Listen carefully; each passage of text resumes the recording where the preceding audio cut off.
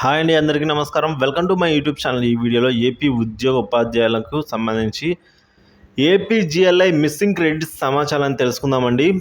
So పెంచిన అకౌంట్కి bond రాకపోతే, అంటే ఆ అకౌంట్కి సంబంధించిన బాండ్స్ ఏదైతే పెరిగిందో అమౌంట్కి రాకపోతే ఏం చేయాలి, ఎలా కంప్లైంట్ చేయాలి, ఆ విషయాలు ఇవన్నీ కూడా మనము వివరంగా ఈ వీడియోలో తెలుసుకుందాం. వీడియో అయితే చివరి దాకా చూడడానికి ప్రయత్నం చేయండి, అప్పుడే వివరంగా పూర్తి ఇన్ఫర్మేషన్ అర్థమవుతుంది. అలాగే వీడియో నచ్చినట్లయితే ఒక లైక్ చేయండి, షేర్ చేయండి. ఇంకా సబ్స్క్రైబ్ అన్నట్లయితే మన ఛానల్ సబ్స్క్రైబ్ చేసుకోండి. సో ఈ విధంగా మనం చూసుకున్నట్లయితే ఏపీ ఉద్యోగ ఉపాధ్యాయులకి ఏపీజీఎల్ఐ డైరెక్టర్ మంగళగిరి వారు 30 ఏప్రిల్ 2024 లోపల ఏమైనా సవరణలు ఉంటే అధికారిక డిపార్ట్మెంట్ వారి మెయిల్కు అయితే చేసి ఆ సవరణలు వాళ్ళకి తెలియజేసినట్లయితే వారు సరిచేస్తామని అయితే తెలిపారండి. సో దీనికి కానీ మనకు 30వ తేదీ వరకు టైం ఉంది. ఈరోజు 27 కదండి, ఇక 28, 29, 30 ఇంకా 4 రోజులు టైం ఉంది, 3-4 రోజులు ఉంది. సో ఏవైనా సవరణలు ఉంటే ఏపీజీఎల్ఐ సంబంధించి తప్పనిసరిగా మెయిల్ చేయండి.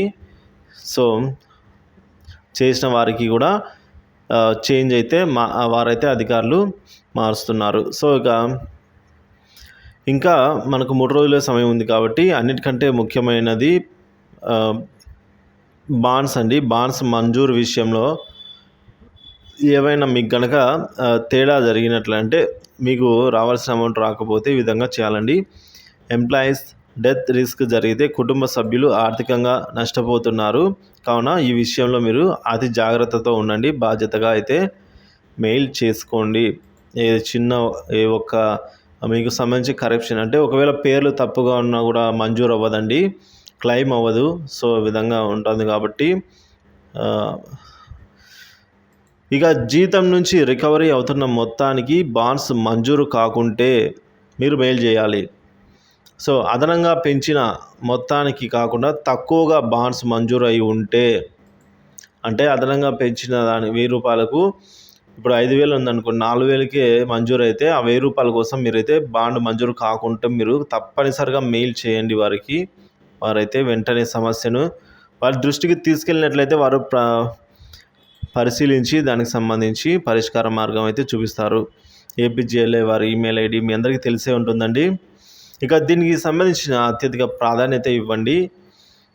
ఇక యాప్లో కాకుండా నిధి పోర్టల్ బేసిక్ డీటెయిల్స్లో తేడా ఏమైనా ఉన్నట్లయితే దానికి కూడా మీరైతే ప్రాధాన్యత ఇవ్వాలండి.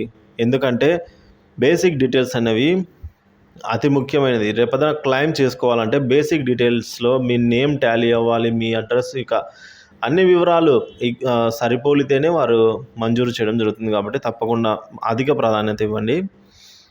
సో అలాంటి ఏమైనా మిస్టేక్స్ ఉంటే వెంటనే కంప్లైంట్ చేసి సరి చేసుకోండి. ఇక మనందరికీ ట్రెజరీ వారి ద్వారా అన్ని బాండ్స్ వివరాలతో డీడీఓ లేదా హెచ్ఎంల ద్వారా పంపిణీ చేసి ఉన్నారు. దీనిలో ఇయర్ వైజ్గా ఏ నెలలో అయితే మిస్సింగ్ క్రెడిట్స్ అని చూపామో వాటికి మాత్రమే తర్వాత ప్రాధాన్యతగా మెయిల్ చేయాలి. సో మిస్సింగ్ క్రెడిట్స్ ఏవైనా ఉంటే మెయిల్ చేయండి. సో అలాగే ఇయర్లీ స్లిప్ నందు తేడా ఉంటే మెయిల్ చేయాల్సిన అవసరం లేదు, ఎందుకంటే డిపార్ట్మెంట్ వారు తెలుపబడిన వాటికి మాత్రమే చర్య తీసుకోవాలి. సో అదేవిధంగా 2020 సంవత్సరానికి సంబంధించిన 4-5 నెలలు మిస్సింగ్ క్రెడిట్స్ అందరికీ కామన్ సమస్య. వీటి గురించి ఆందోళన చెందవద్దు.